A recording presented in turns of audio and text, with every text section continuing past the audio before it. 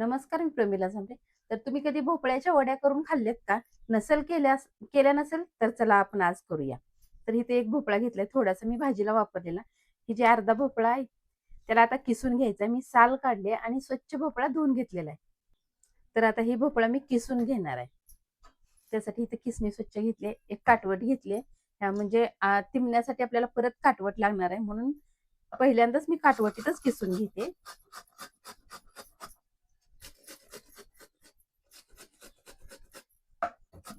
तर बघा, ही एकदम कवळा भोपळा आहे. जास्त निब्बर पण भोपळा चांगला लागत नाही त्याचं बी ही. तर अशा पद्धतीने आता मी सगळा भोपळा किसून घेते. तर इथं बघा, सगळा भोपळा मी किसून घेतलेला आहे.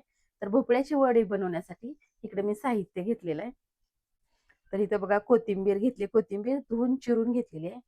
1 वाटी बेसन घेतलंय, अर्धी वाटी तांदळाचं पीठ आहे, 2 चमचे तीळ आहेत, थोडासा लसूण, अद्रक.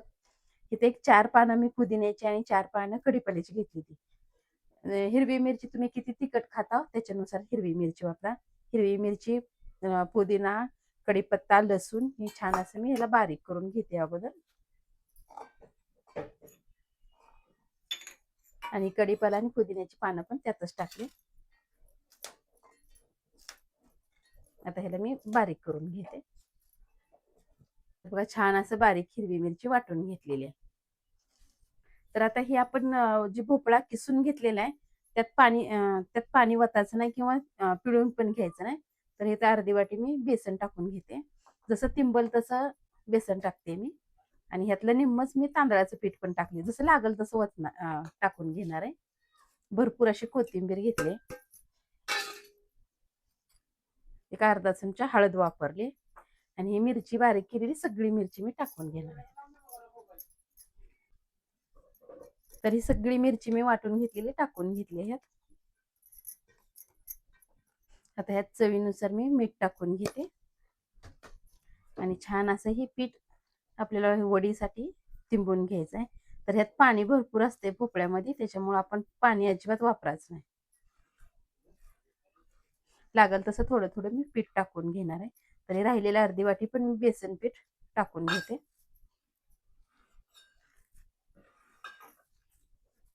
ह्याच्या भोपळ्याच्या ओल्यावरच आपल्याला हे तिंबायचं आहे.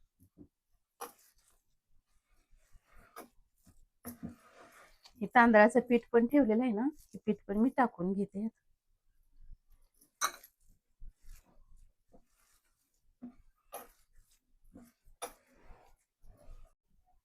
तर 1 वाटी पीठ घेतलेलं बेसन.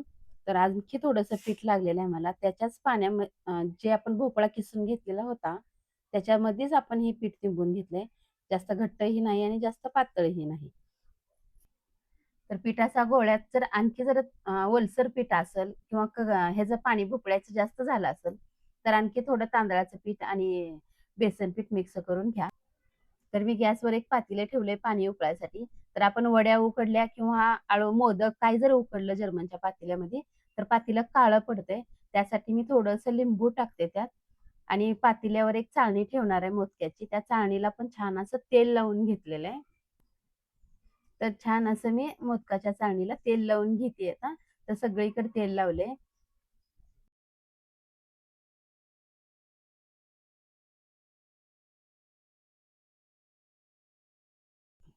तर खाली ही जी पीठ आहे त्या पिठाला पण छान असं तेल लावून.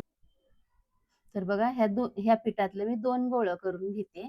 तर वडी उकडण्यासाठी छान असं त्याला लंबगोळ्या आकारात तेल लावून मस्तपैकी गोळा केलेला आहे. ते आता मोदकाच्या चाळणीवर उकडण्यासाठी ठेवते मी.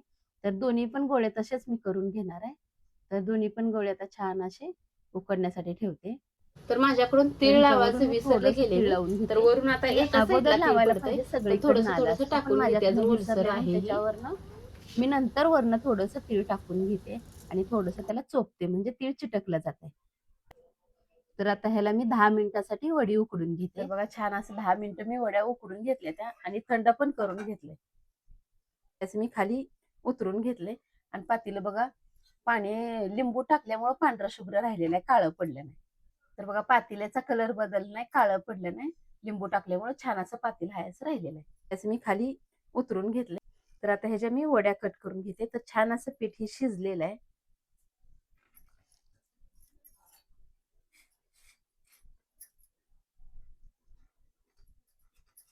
तर बघा इथं छान अशा मी वड्या कट करून घेतल्या त्या. त्याला थोडंसं तेल ओतून मी शालो फ्राय करून घेणार आहे. तर इथं वर मी लोखंडी तवा ठेवलाय. थोडंसं तेल ओतून घेतलेलं आहे. आपण ह्याला आता दोन्ही साईडने एक पलटी करून घेऊया. ही जी तीळ आपण टाकलेली आहेत का ती तीळ उडते.